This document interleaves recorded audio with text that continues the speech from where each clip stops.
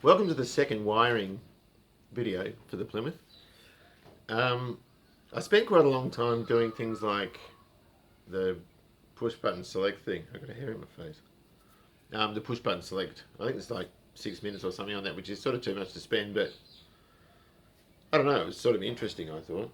And we start making looms. So it's not finished yet. That will be next chapter. I thought I'd only do one, then I thought I'd do 2 videos, now it's going to be 3. I do apologise to XC restoration people. I do have to spend quite a lot of money on parts for the XC which I haven't got. So that's the reason I'm doing this Plymouth stuff, because it's like $100. Do you know what I mean? It doesn't cost much to do. So I hope you enjoy it. Having a little bit of trouble getting this loom out. I'm just going to turn the camera around so you can see in here. Where is it? Up the top.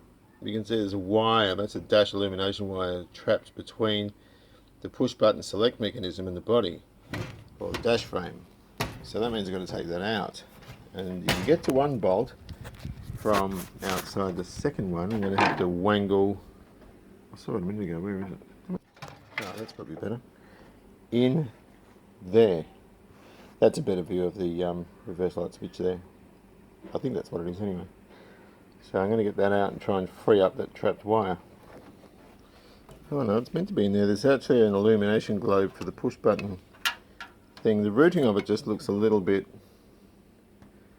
dubious. I might just stick some voltage in there, see if it lights up. I don't know how you're supposed to get that globe out. I might just take the cover off anyway and have a look. Right. Chrysler and Ford enthusiasts. Maybe some General Motors ones as well. This is the gear shifter, the push button gear selector that sits to the left of the driver. And it has a large sort of sturdy bracket here and a lever there to push the cable to actuate the transmission. And it works like that, which is all good. Now I thought this wire was trapped, but I want to take it off and have a look. That whole protecting sort of grommet thing comes off, so I can sort of move out to the side, have fun getting another one of those if we need them. And they've sort of got these green translucent sleeves, so that will light these up in the dark. I'm assuming that's reverse light switch. I'm just going to bare these. The wires are horrible and stiff and they're soldered badly, so these are going to go.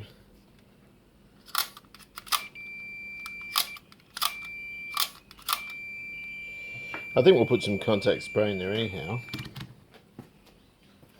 And we just use this from JK Electrical Clean and Lube. And of course we can get in there and do that. For the moment though, I'm going to leave this out because I don't need it. I might just pop this out here. Just hope everything doesn't fly apart, because this looks terribly intricate and hard to get back together. It's the sort of thing that you wouldn't even think of chancing with a second-hand globe. You'd replace it even if it was working anyhow. That's cool. And so that's the little bezel. We can clean that up and so on and so forth. There's the globe in there. How the heck are you supposed to get that out? Oh, I see. It's got a nut there. Gosh, what an ordeal. I'll go and get a socket for that. I just held this up to the light. It looks absolutely stunning. It's such a beautiful car. It's so visual. I just want to make sure this cage doesn't come apart. Oh god, we don't want any trouble from you. Oh, it's all trapped under there. There's something very wrong here.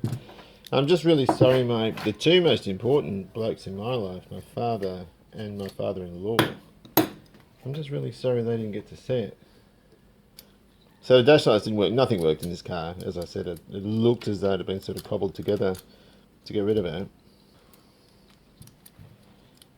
This is ridiculous. Redonkulous. Reverse, so that would be drive, that would be first there. Yeah, let's just take buttons off. I just hope we get them right when we go to stick the thing back in. Oh, that'll do. Okay. Yeah, that's bad. I can keep that though. I can reshape that and just bang a bit of heat shrink over it, some thin heat shrink tubing. I should be interested to know if that works.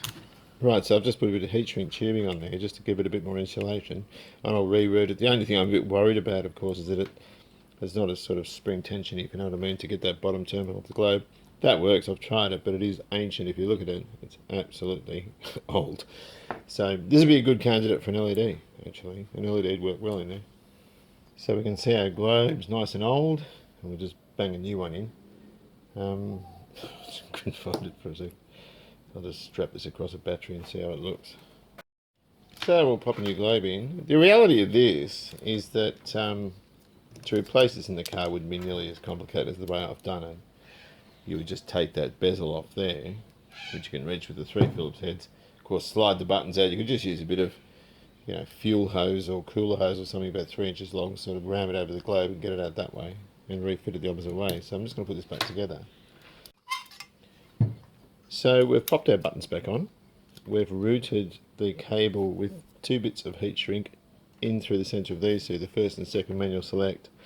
They're not trapped under this plate anymore, and it does move. There will be some sawing action between them, I suppose, but it's going to be so minimal because how often do you use these two ranges anyhow? So it should just be a matter of putting it in there, if my coordination lets me, because today I'm feeling stupid. Okay, that's good. So let's pop that on, screw that up, and it should work. So anyhow, that is kosher. That's good. So that can stay there. These ones here are rigid though, they're horrible, so I'm going to desolder those and put some new ones on. There we go. So we've got 2 new wires, nice and flexible. I'll just stick some contact spray in there. Right, so we're all back together. We've just got to put that sleeve on. I put some contact spray in the switch, giving the others a bit of a spray just to sort of lubricate them. I used a different spray for that. And of course, it's all nice. And we've got reverse.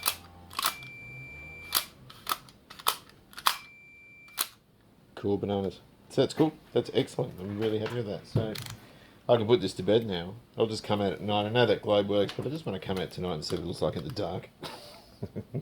Because I reckon it looks really, really cool. So that goes... How does this go? It goes like that. So come on, get in there. And that will protect the dash. And I've just got to be mindful when I put this on, when I mount this to the dash, that I don't trap that wire.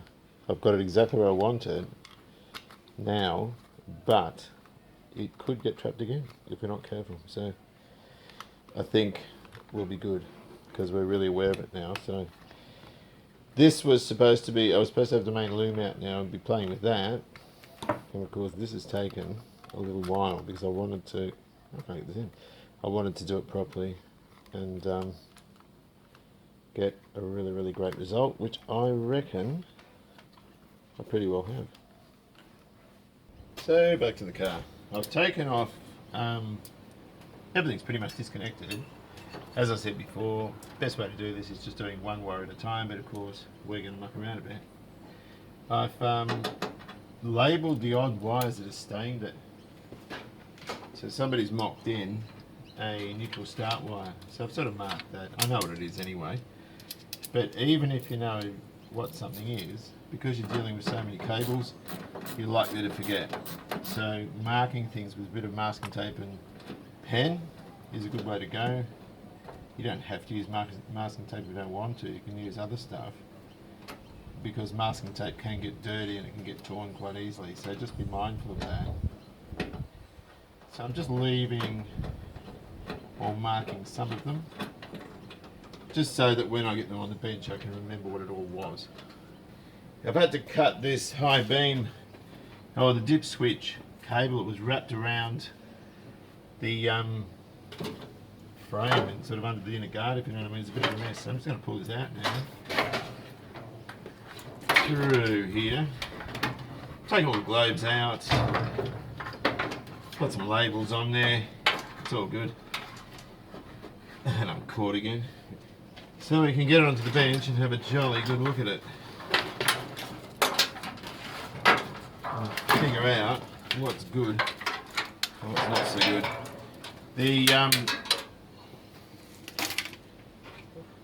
The generator wirings I've left here. The horn wire from the steering column is still there, the earth wire for the horn, and also the neutral start switch. They're the only three that are left. Right, so this is the back of the dash cluster. I'm assuming the flasher can goes there. And there's all this sort of tape around this capillary thing for adjusting the time. I'm just going to take that out.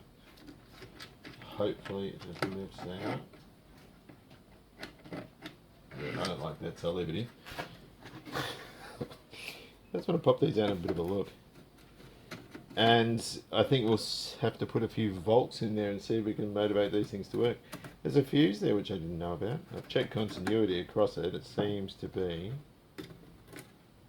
all good. Wow, isn't that beautiful? Made in the good old US of A. That's so cool. So, we'll test that. And I think we'll test the one above it, which will be our fuel gauge. Now there's only a common in, and our heater fan went there, and also the feed from the, hang on, I just want to get this out. Oh, that's the temperature gauge, I beg your pardon. Because we've got some coils and stuff like that, and it is sort of flopping around. But what I want to do, I just want to check a few things first. Rightio, so this is a power supply I made when I was doing electronics at Box Hill.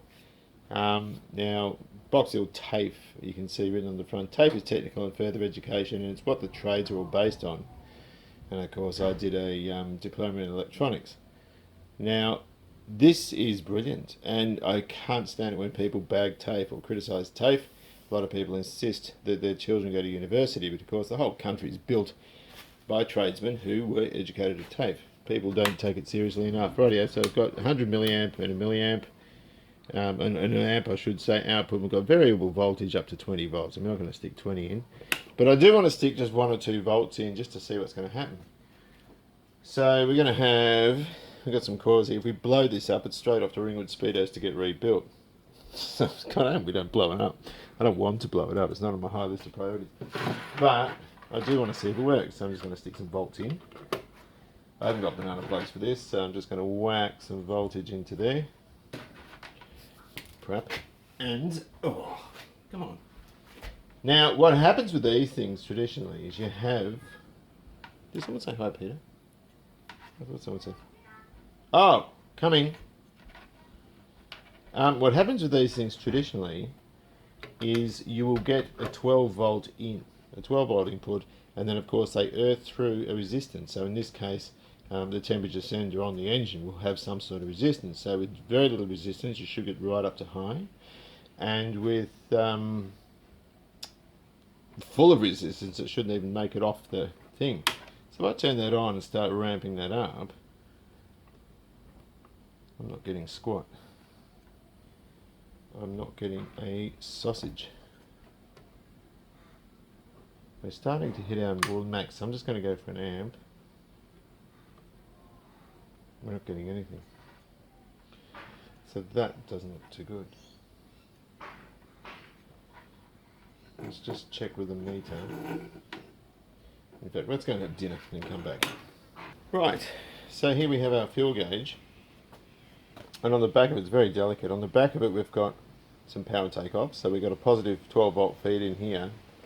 And it earths through the sender in the fuel tank, which will give some sort of resistance and thereby give us a reading. Now what I'm going to do is, I've got my little power supply here, I'm just going to whack a terminal in there. And there we've got positive going in the positive side. And we'll flick our little power supply on. Now, theoretically speaking, 12 volts should be full of gas. 6 volts half and 3 volts should be quarter, and obviously 9 3/4. Pardon me, so I'm just going to dial up what I think is about 3 volts. And we've got Zippo. We've got some action now. What's this? That's full. Maybe I'm wrong, maybe there is always some resistance there. And it's reading over half. So look, at the end of the day, I'm not sure, I would have just guessed it before. It might not be accurate, but it is showing some values. So at the end of the day, the gauge is working. Whether it's accurate or not is another thing. Now the thing is also the gauge falls very slowly. There is some resistance there off its mechanism at the back. The temperature gauge isn't doing that though. It's sort of flapping around in the breeze. So if you look at the temperature gauge, it has sustained some damage in here. There's the fuel gauge which works. Here's the temperature gauge which doesn't. So it's also bent in this area here. So this has been out and mucked around with. I don't think there's too much point in trying to fix it. I think that needs to go to a speedo specialist. So not all is lost. We've got a fuel gauge. I'll have to put a capillary type temperature gauge on, just so I know what the engine's doing. I know the oil pressure, this has an oil pressure light, so I checked that with the manual gauge, that was alright, so I'll just do the same with the temperature. Well, time to make a loom. And according to the wiring diagram, I'm just making the one from the generator, which is the red, the brown and the dark green. I think the one on the car was closer to black than dark green, but I've got this nice red charge wire, that's 25 amps. I've got some dark green and some brown. So I'll just tie these together, a length of it, and sort of route it around where I want it. So there's our nice thick charge wire. So we'll terminate these ones, we can get that tubing over it, and all three of these ones, and then I'll thread it through from the other side. But I'm not going to, I can probably start insulating this down to about the heat where the firewall is, but then the fan wire is going to sort of join it. So made a start. That's our first bit. There. I mean, it probably would have been an option to bring it along, or maybe even that's better if I bring it along here, because there's bolts that go there. You just flick it up onto there. That might even be better. I've just changed my mind. I have just changed my mind, so I'm just going to undo this again. I'm going to do it that way, and that way it can meet up with the heater fan wiring too. This is going to look crap. I originally cut these to come off on this angle. If I bring it down here, it's going to gather that red one. Right, so I'm going to take my little floppy temperature gauge back to, or take it to, I should say, a repairer, a specialist that deals in instrumentation, to get that looked at. I've also noticed, I've taken the speedo head out. We've got these indicator lights. You can see that little light down there. This one's blocked up with a whole lot of red stuff, so I've got to sort of pull that apart and figure out what's going on. There's the speedo drive here, or the speedo assembly. And I've got, I think my brother might have some of that red fluoro sort of paint, so we can redo that needle. It just means we'll have to do the others as well. So we'll go and get this gauge looked at and we'll see what they say about it. Well, I've been to the speedo restoration specialist, and he's concluded that the temperature gauge here is in good sound operating condition. Now, he asked me how I wired it. Of course, here are your positive ins, and here's your sender. So I, of course, did positive here, negative there, and ran a voltage, and of course he said that was wrong. Tested it, put his positive here, his variable resistance there, or his sender there if you like, and of course then he earthed it, and then it came into life. It sort of worked. So it's not rigid in the terms of how the fuel gauge worked. It's actually quite a floppy gauge. It's configured slightly differently. Now what I want to get away from is all these power feeds here. Now on the back of the fuel and temperature gauges, we've got a lot of things that sort of come off and feed other bits and pieces, like for example the heater fan. I want to get away from that. I only want two wires going to these gauges, and of course one will be a power feed and the other will go off to its appropriate sender, and the others will go through the fuse box. Now there's a few funny things about how this car's wired, and it's sound, that's all good. Of course we have neutral start switches and the starter motor ones and the ones coming off the ignition switch and all this sort of stuff, and that's all normal. But we have this, I need to find the diagram for it, this daisy chaining thing they keep doing, in terms of where the power comes from and the fact that it sort of piggybacks off the back of each other to get to different circuits. And one of those things, of course, are gauges, which I want to change. Now, I don't want to have it the way it was, but I want it to work in the same way. So what I want to do is I want to divide the circuits up. And so your charging circuit was originally connected to your horn, and that's fine because the horn needs to have constant power. That way, if you're in a parking lot and, well, if I'm not in the car, for example, and someone's about to back into the car, one of the kids or Susie or whoever's driving, it doesn't matter, or who's sitting in the car can hit the horn, and of course we go straight off the bat. This is all switched, and I'm not changing that. Wipers, starting circuit, of course, indicators, heater fan and gauges. They're all switched, and they can stay like that, but they're going to get their power a different way. Headlamps are constant power, which is your lamps, your dash lamps, your brake lamps. And we've also got these two little ones down here, the clock and the interior lights, and they're very low current, so I want them to be on a separate circuit. And of course the first thing I've done is I've undone this loom that went from the generator to the reg. And again, you can see we've got this twisted nonsense going on here. Not interested in that. Of course, I've rerouted it, wired it to the reg where it's meant to be, and it's all stripped at the moment, but it sort of goes behind the engine bay as we discussed before, and then up onto the generator, and that's how I want to keep it. Now, of course, this all needs to be bound up. There's a heater fan feed, or a couple of heater fan wires that go through there, go through that rear loom, so I can't tape it up until I've got those in. And of course, we're going to have the main loom coming up from the dash in that big hole there, dropping down here, and then that'll all be taped up. So I want to have it so it's one loom coming up with droppers sort of coming off it, if you know what I mean. So there'll be a bunch of wires coming up here to the fuse box, which is going to sit here, and of course the others that sort of come down from this side into the loom, and then out to the front where we sort of meet up with this thing here. So far as the wiring in the car's concerned, we've got our power feeds in, and that's all we've done. Hang on, I'm just going to move around here, except the generator wire. You can see that generator stuff sort of coming on the corner here. These are all going to be sort of heat shrinked over so you don't see that. It's going to be so obvious. This one here, which is just a link, it's normally just a sort of a link wire. Like that, I'm in two minds about that. That normally goes between the battery takeoff and the reg, and that's of course the charge wire that goes back to the battery from the, what do you call it, from the generator. I've got it going through a nice big heavy fuse, which will be here, which isn't strictly necessary, but if you think of the Ford wiring diagrams on the XDs and that sort of thing, they have everything going through a fusible link. So the battery, whatever is going in and out of the battery, is protected accordingly. So I noticed that on my XD, I'm just going to try and find, I'm using one hand at the moment, so hopefully I can find it. Where the heck is it? Is that it? Oh gosh, where is it? Oh, there it is. Yeah. There are your two fusible links going into your battery, and they come from the alternator. And the only one that doesn't have a fuse is this great big black one that goes straight to the starter, which every car has anyway. You can't fuse that. But that's inactive without the solenoid kicking in. So everything in and out is fused on those cars. What I've got to do now is start laying out the rest of the loom. So I've got a couple of things here. We've got a headlight feed, we've got an ignition feed, the charge wire of course, and this is a light feed that does the interior light and the clock. Now the clock's already got a fuse behind it, but I probably won't use that clock. I might get the guts replaced in it, so that might not have one. But at the end of the day, they're both very, very low current circuits. Now, the radiator could run off that as well, but I don't want the radio to be non-switched. This is constant power. And the other way around that, of course, is to run them off one of these circuits with an inline fuse of lower value, because they're only very, very small circuits. But at the end of the day, that'll be fine. There's nothing wrong with that.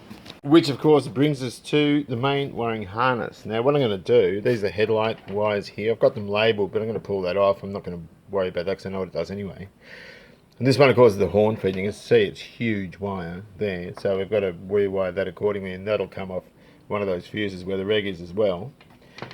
That's the feed for the whole harness, and that goes to the solenoid. So that power feed goes where that generator one was. That feeds the whole car. And you can see that's probably 25-30 amp cable. So it's only quite light anyhow. We've got the engine harness here, the sensors and also the coil power. Brake light switch there. This one I cut. This goes underneath the car to the headlight low high beam switch. I'm sort of wondering whether I should use a Ford one, because they sort of wired from inside. It's a bit easier. Of course we've got, hang on a second, I've got a lovely iced coffee, just a moment. My goodness, they're nice. I mean, seriously, look at it. Isn't that absolutely fantastic? Now, this is the one that was behind the dash. There's a couple of, clicking the tripod, couple of black wires here that go on the back of gauges. They're power feeds for other circuits. So one of them will be the heater fan. Some of this wire's in good nick, and I can reuse it. That one, for example, is in really, really good nick. It'd be stupid to replace it if it doesn't need doing. Of course, the same goes for that sort of bluey, purpley, or whatever it is, grey one. We've got other bits and pieces here. I don't know what that is. I'll figure it out though, I don't care. That's the rear loom. And of course, we can replace that with one of these things, which is the wrong one, actually. That's got, 8 pins, and the car uses a 6. But it doesn't matter, I can figure it out. Just a moment, please. I could drink 6 of those, head to head, and not sleep for a week. I love them. Now, so what I'm going to do is I'm going to peel the insulation off, leaving it sort of adhered in sort of areas, or put a bit of masking tape there so I can see through where everything goes and what it does, and I'll label them accordingly. Some of the labelling I've done, pin A, pin B, all this crap from the headlight switches. I'm going to tear it off, I don't care about that because I'm redoing it anyway. And of course some of this will be changed. So for example, the ignition switch, that's the feed from the ignition switch, and of course gang to the back of that was another one, another heavy one that went off to the headlight switch. And right now I can't even see where that is. I don't know where it is. But anyway, progress. I had somebody ask me about soldering irons, and this thing, I think, is an old Weller one. It's absolutely knackered. You can see the tip on it's gone. It's 15 or 25 watts. I can't remember what it is. But I've been using this thing for years and years. I need a new one, actually. Now, this is fine for anything up to 15 amp cable. It'll tin it quite well. But anything larger than that, it'll start to lose its heat. It's not all that good, really. This big mother sucker belonged to my father, who passed away 32 years ago. My earliest memory was when I was about 4. I saw him using it. Now, this is 130 watts. You can solder up and tin big fat battery cable with this, and it doesn't even budge. It won't lose any heat, and it's absolutely brilliant for tinning those 25 and 50 amp cables. You literally put the cable on, hit it with solder, bang, straight through the cable. It's absolutely awesome. And also connectors when you come to solder those as well. Now, I put a piece of buzz bar into the fuse box, running right across the 4 terminals for constant power on every leg of it, if you know what I mean. This thing just soldered it beautifully, no issue at all. It's very, very old, but it works very, very well. Now, another advantage with it, it's got this great big heavy copper head that goes right inside the iron, the element sort of wrapped around it, and it retains an awful lot of heat. It's a beautiful piece of kit. So I would use that before a new one. So I'm just going to take this insulation off. This is the reason people don't use electrical tape, because it leaves a horrible sticky residue. I always put gloves on to do this. Otherwise you're just washing your hands with thinners all the time. So we'll take all this off and see what lies beneath. Well, we know what lies beneath, but see where the colours go. And that way we can sort of follow it a lot easier. So I'm going to continue doing this. Well, still taking all this insulation off. Some things have changed, like you can see here. Here's the reason I do this. I can read the schematic and see how legit that is. We've got a green wire turning into a red one, sort of wrapped up in the loom, which I didn't know about. And of course we've got this big yellow feed for the horn. So those horns obviously suck a load of current, because that's a big fat wire that goes straight to the horn. The rest of these are just the headlight, combination lights, all that sort of stuff, indicators, that sort of thing. And of course we've got our feed going into the car. I'm staying faithful to what Plymouth or Chrysler did. I'm not in any hurry to bag what they did, because I think people always do that. They knock what they did in the past because they assume they didn't know what they were doing, but these guys are engineers. They knew exactly what they were doing. I'm only doing this really for peace of mind, because it's old and I want to just change the way some of the power is delivered to the car. Here's another one. That's the horn earth that goes up the steering shaft, and it's white. So it's the white and yellow that goes up there. So that one that goes up the steering shaft has had it too, and this one's all sort of lost its insulation. So the most that'll happen if that contacts any metal is the horn will come on, because it's power, it's constant feed with the switch there. So I've got both pairs of gloves on now, because every time I get dirty hands, I'm back in the classroom now, so every time I rock up to work with dirty hands, some kid will go, "Oh, Mr. Anderson, why are your hands dirty?" You sort of have to explain, well, you know, I'm mucking around with cars on the weekend. So I'm going to continue with this. It's a diabolically unpleasant little gig, this one, but at the end of the day, once I've done it, I'll be able to see without any doubt where everything goes. And might even wipe over it with thinners anyway, just so I can handle it later. Might be easier unwrapping it from here actually. Here we go. This is probably easier. Right, so on the last bit of wear on the last bit, I should say. I'm mumbling again. I got into trouble for mumbling. In toward the cabin, and you can see these wires are in beautiful condition. They're supple. Some of them feel a bit hard. That's a feed wire, so of course that's going to feel harder. But these are reusable. There's nothing wrong with this stuff. Now, the ones that go out to the headlights and so forth, they run new lengths, obviously, because I don't want them broken. But some of this other stuff is really, really cool to reuse. There is nothing at all wrong with that. So that's because it's been protected, so under a dashboard. Did I kick that thing again? Here's a, this looks like a junction of a bunch of power feeds for different instrument lights and that sort of stuff. They could be indicator lights or something, I don't know, I'll have to investigate that. But you know what? I want to stay true to the wiring diagram colours. I don't want to vary from that. So if I do, I will get my diagram and write some notes on it, along with another piece of paper which will outline all the changes, fold it up, put it in a plastic envelope and stick it under the dash, as well as in the file for this car. So if anyone else comes across it later in the future, when I'm dead or whatever, they'll know what to do. They'll probably just rip it out and start again, but doesn't matter. I always do that with the cars. It's nice to have everything documented, kind of like a build sheet, except it's not a build sheet, you know what I mean? So I'm just going to tape that there. I'm sort of taping it with masking tape where it was, so that I know where bits are coming off and where, you know, other bits are supposed to be. Clumsy gloves on. Just so that way I can follow stuff, you know what I mean? So I'm just going to take this off.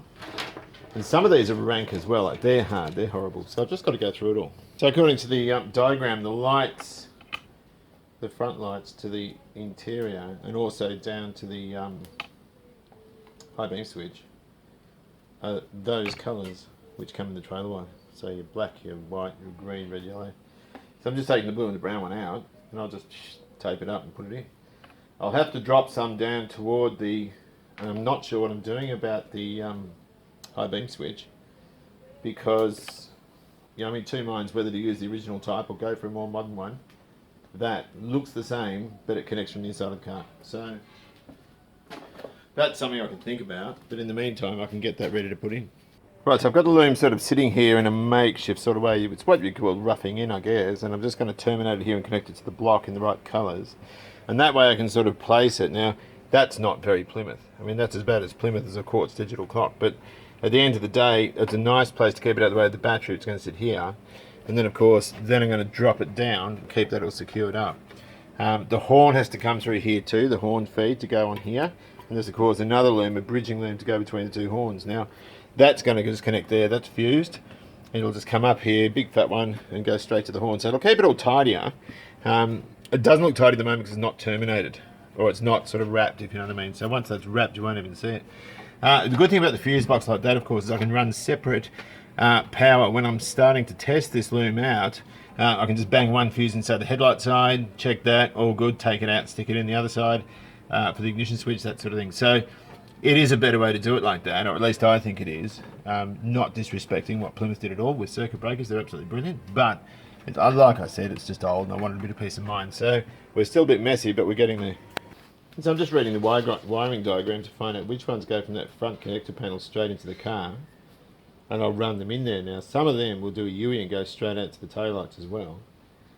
They'll sort of be ganged together, but some of them will drop down and go through the high beam switch as well. So I just need to find out which one's going to the car and which ones I can run and which ones I need to sort of keep coiled up in the engine bay so I can sort of send it down to the high beam light. Now, I went through this diagram and the other one as well quite a few times looking for the right hand or left hand indicator or turn signal telltale thing, if you know what I mean. There's only one, and I thought there were meant to be two. And they sort of stand on these little aluminium, or sorry, cardboard tubes with this sort of green plastic sort of chucks over the end of it. That's had it, it's got a hole in it. But one is for the high beam. I just can't remember which side is high beam and which side is the indicator. There's only one light that flashes, which sort of goes against me a bit, because if it's this one and you're turning right, it's going to look like you're going to second guess yourself every time you go to use your indicator. So look, that's just the way it is. I was going to put two in. It's very easy to wire in a second one so it's right and left and all this sort of stuff, but then where do you put your high beam indicator? And the high beam indicator is actually a part of Victorian roadworthy requirement. So I didn't know that. I've only just sort of found out. Either way, Plymouth use a red light for the high beam, whereas the standard in Australia is blue. I don't know, I might use blue, I'm not sure. I don't think it matters with a 1950s car. And I can make these with a bit of acrylic. There's those crows people talk about. I can make that with a bit of acrylic, which will give a nicer sort of more uniform light, even though it's a small hole. And just use those sort of aluminium parts. I've got some aluminium round rod. So I can make new ones of those, that's pretty easy. And also, I think we're going to have to make ones for the oil and the ammeter, or the amp indication light as well, just to sort of make it look a bit better.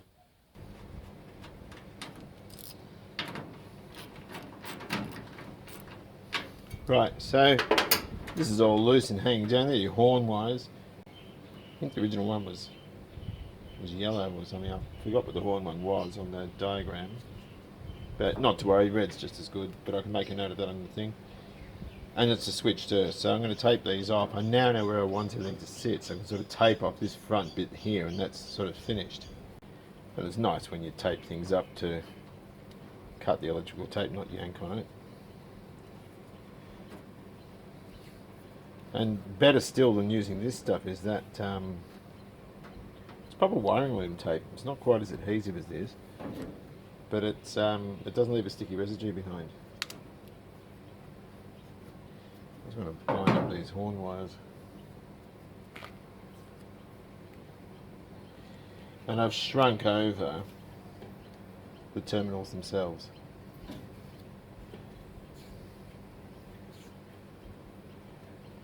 Just keep them parallel, and you're going to need a job, you know. Even though it doesn't look anything like factory, it doesn't matter. The fact is that it's going to be tidy. You probably even tidy over that, tape over that too.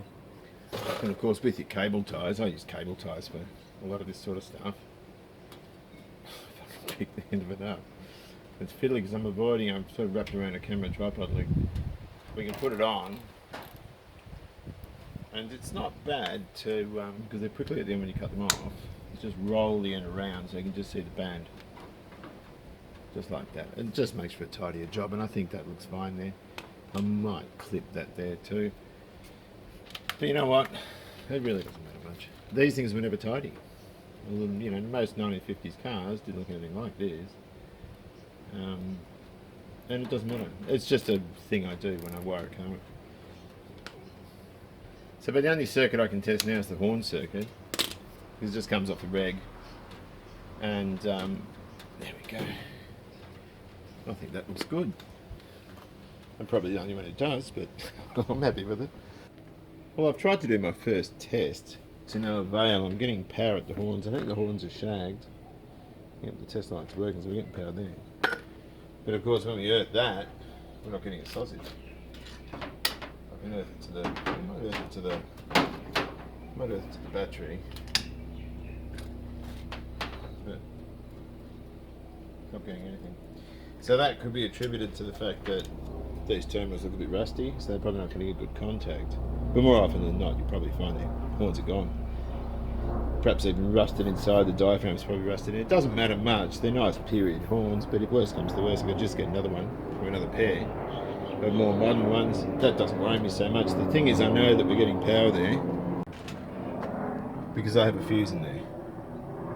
And so I can isolate each circuit. Now, another thing is, right, so this is the horn. I need some nice heavy wire like this to go up the steering column, because that's the original one. It's all been taped up. I've no idea what it's like inside, but it's going up that stator tube, up the steering column to the horn button. These ones here, I'm just going to disconnect that. This black and white one here, that goes down to the high-low beam switch under the car. The red one comes back and goes inside the car as well. I've got to put the fan feed in here, and also the distributor and oil pressure switch. The sender, I'm thinking about running up underneath here to join up with the loom over here somewhere. I'm not really sure what to do about that. I'll figure it out. We also have to put a new neutral start wire in, because that's just rubbish. We're not having that. And that will join up with our solenoid, and also the starter signal wire, which tells the solenoid to start the engine. But aside from that, most of what's in the engine bay now is finished. we don't need to do much, just some of those other things. Moving inside the car, there's not much done. In fact, I've done nothing because I've just started roughing in. For example, main headlight feed, pin P, that goes to that's the common on the indicator. We have the wiper plug here, that's good wiring, that's all cool and excellent, so that can stay, there's no problem with that. Got a headlight feed over here. Of course our interior light and clock feed is poking out there, still with a roll of wire attached with just a little bit of 10 amp cable. We don't need much for that. Not sure where the interior light goes. I'm tipping it goes on the roof up here. It looks like it went there. So I'll run wiring down one of the A-pillars. Of course we need a radio feed which will come off the ignition switch. Some of the wiring's already on the switch for the cigarette lighter and so forth. But the rest of it's pretty easy. So far we've done the horn, the headlights, all this. We've done all that. We can cut that off and bin it. So yeah, it's not a big deal. That's the intermediate horn loom between the two horns. I've got an idea what to do about that horn. There's a modern, quite loud one that has that old car sound about it. That's the wiring loom for the engine, which you can see is like 5 wires, big deal. Of course, I'll be reusing some of the light sockets and that sort. That's fine to use. That's in good nick, good supple wiring, not cracked, not damaged, nothing. So I can reuse that, as I can with these. They look pretty good too. So in the next video, we'll go through all that. We'll test our switches and so forth. This is a lovely key that my friend in the Wolseley Car Club cut for me. It's a Chrysler key with the Pentagon sort of head, you can see. Switch is beautiful. Key doesn't come out on start or accessory. Works beautifully. So that was David Morris. Thank you very much, David. It's so well appreciated. And of course, I lost these keys. I've got 2 cut and the original, and I lost them behind a couch for a week. And I was frantic because every lock in this car works. The driver's one's a bit sus, but it does still work. Off the back of the ignition, you can see we've got feeds for, I think it's a cigarette lighter. Not sure what that is, I don't even care, I'll figure it out. So I've got some electronic spray for those, and of course I've labelled these, but I'll peel all that off. These pins are all labelled anyway, with the correct labels that the diagrams use, so we'll fix up rheostats and see if we can resurrect these switches as well. So that's the next video, and then we can test it out to make sure it all works. Anyway, whatever you do, drive safely, enjoy your classic, and I'll see you later. Ta-da!